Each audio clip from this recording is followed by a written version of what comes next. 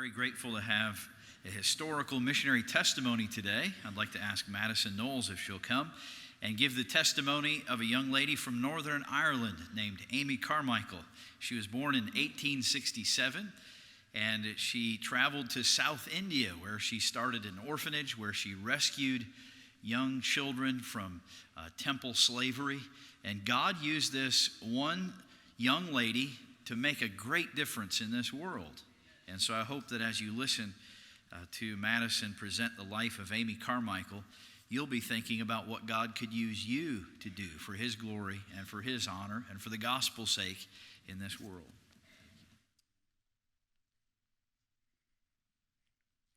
In 1867, on December 16th, I was born in Missionary, Northern Ireland.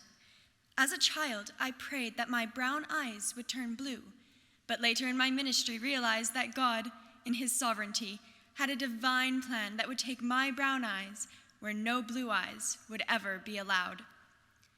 My sincere Christian parents taught me the love of God, and as a youth, I claimed to be a Christian.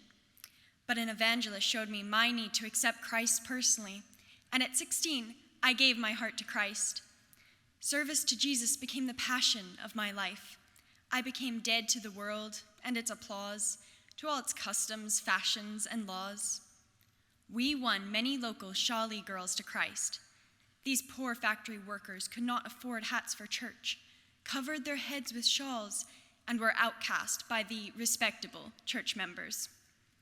Their numbers grew to 500, and we trusted God to provide a great hall that we called the Welcome. But deep in my heart burned the desire to spread the gospel further. I attended a missionary meeting in which Hudson Taylor, the great missionary to China, preached.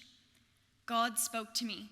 The words, "Go ye," rang in my ears, and I applied to the China Inland Mission, but was soon disappointed. Frailty, the word used to explain why they could not accept me as a missionary. I was rejected because I suffered from neuralgia, a disease of the nerves that left my whole body tired, achy, and often put me in bed for weeks. Despite this illness, I knew God had called me to serve Him.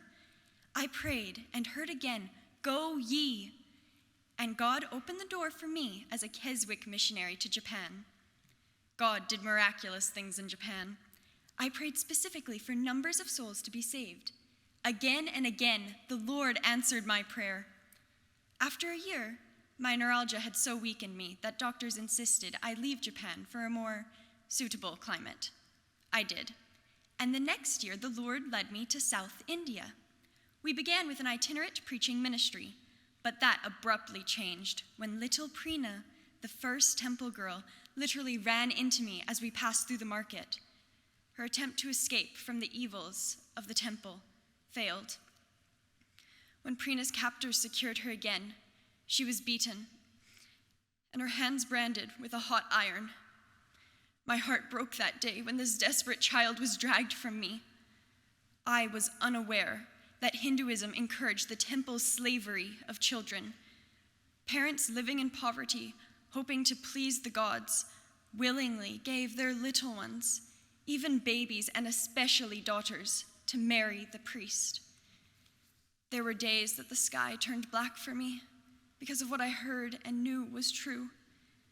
Sometimes it was as if I could see the Lord Jesus Christ kneeling alone, and the only thing that one who cared could do was to go softly and kneel beside Him so that He would not be alone in His sorrow over the little children. After meeting Prina in the market, we prayed for God to deliver her. Soon she escaped again, and God led her back to us. And this time, when the wicked temple workers came for her, I refused to let them take Prina from me. I became her Amma, mother. But I needed a disguise. I wanted to see for myself what was happening in the temple.